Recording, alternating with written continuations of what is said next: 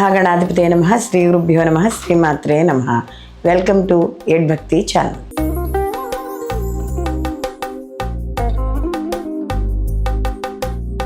రవి గ్రహ యొక్క మార్పు ప్రతి మాసమనందు కూడా ఈ రవి ఒక్కొక్క రాశిలోకి సంచారం చేయడం అనేది జరుగుతుంది.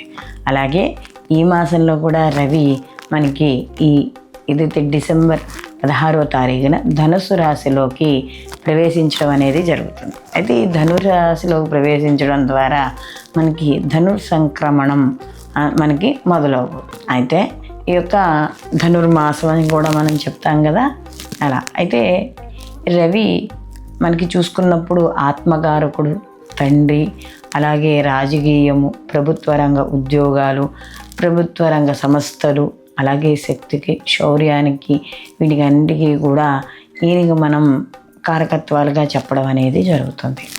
అయితే సహజంగా రవి ప్రతి మాసమునందు మార్పు చెందినప్పుడు కొన్ని రాశుల వాళ్ళకి మిశ్రమ ఫలితాలు, ఇంకో రాశిలో వాళ్ళకి అధమ ఫలితాలు, తర్వాత వాళ్ళకి శుభ ఫలితాలు కొంతమందికి ఇవ్వడం అనేది ఇది సహజం, ఇది జరుగుతూ ఉంటుంది.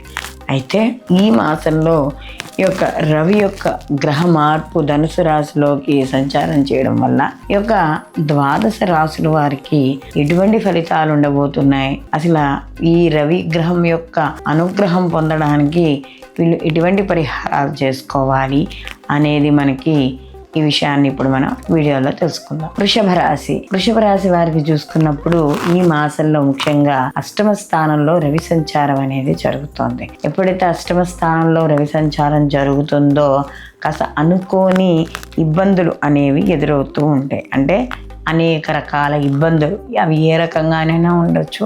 అవి ఆర్థికంగా కావచ్చు, శారీరకంగా కావచ్చు, మానసికంగా కావచ్చు, ఏ రకంగానైనా సరే మనకి ఈ కష్టాలు రావడం లేదా వాటికి సంబంధించిన మనుషుల చుట్టూరా తయారవడం ఇలాంటివి కూడా కలుగుతూ ఉంటాయి.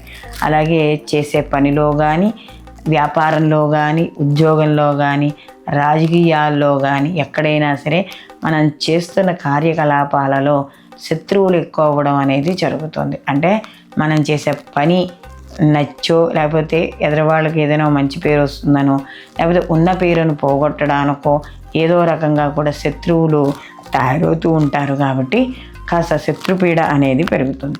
అలాగే కాస్త అనారోగ్య సమస్యలు కూడా కాస్త వెంటాడడం, ఈ మైగ్రేను ఇలాంటివి కూడా, శిరోవేదన ఇలాంటివి కూడా ఉంటూ ఉంటాయి. దానివల్ల కొద్దిగా భయపడడం కూడా జరుగుతుంది.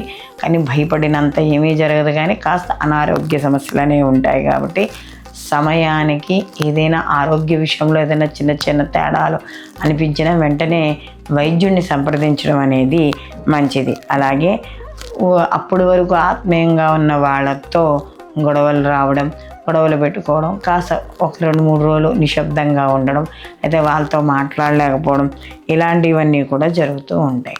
అలాగే రాజకీయ రంగాల్లో ఉన్న వాళ్ళకి పై అధికారుల యొక్క, అంటే పై రాజకీయ నాయకులు, పై ఉన్న వాళ్ళ చేత కొంచెం ఒత్తిడి అనేది అధికంగా ఉంటుంది. అలాగే ఎవరైనా ఉన్నతాధికారుల దగ్గర పనిచేసే వాళ్ళు ఎవరైనా ఉంటే వాళ్ళు కాస్త అధికారుల యొక్క ఒత్తిడి అనేది అధికంగా ఉంటుంది. వాళ్ళ కోపం కూడా ఎక్కువగానే ఉంటుంది. కాబట్టి ఒక్కోసారి మీకే ఎందుకు పనిచేస్తున్నాననే విరక్తి భావన కూడా కలగడం అనేది జరుగుతుంది. అలాగే దీంతోపాటు కొన్ని అశుభ వార్తలు వినడము, ఏదైనా అనుకోని సంఘటనలు ఎదురవ్వడం వల్ల కొన్ని మీ మనసుకి బాధ కలిగించే వార్తలు వినడము ఇలాంటివన్నీ కూడా చోటు చేసుకుంటాయి ఈ అష్టమ స్థానంలో రవి ఉండడం వల్ల. మరి ఈ రవి అనుగ్రహం పొంది ఇప్పుడు మనం ఏవైతే చెప్పుకున్నామో ఆ యొక్క ఇబ్బందులన్నీ పోవాలనుకుంటే ప్రతిరోజు కూడా మనకి సూర్యోదయానికి పూర్వమే లేవడము, కుదిరితే అరుణపారాయణ వినడము. అరుణపారాయణ మనకి యూట్యూబ్లో వాటిలో దొరుకుతుంది. అరుణపారాయణ వినడం అంటే వినే టైంకి స్నానం అయిపోవాలి. వినడము, రాగి చెంబుతో నీళ్లు తీసుకుని దాంట్లో మంచినీళ్ళు పోసుకొని ఎర్రటి పూలు, మనకి ఎర్రటి పూలు దొరుకుతాయి కదా, ఎర్రటి పూలతో సూర్యుడికి ఎదురుగుండా నిలబడి ఆయన ద్వాదశ నామాలతో చెప్పి సూర్యుడికి అర్ఘ్యాలు ఇవ్వడం ప్రతిరోజు క్రమం తప్పకుండా చేయడం ద్వారా ఈ రవి గ్రహం నుండి వచ్చే వ్యతిరేక ఫలితాలు తగ్గుముఖం పట్టడం అనేది జరుగుతుంది. స్వచ్ఛమైన స్ఫటికలింగాలు, రుద్రాక్షమాలలు, జాతి రత్నాల కోసం ఈ కింద నెంబర్ని సంప్రదించగలరు. సర్వేజన సుఖినో భవంతు. లోకా సంస్థ సుఖినో భవంతు.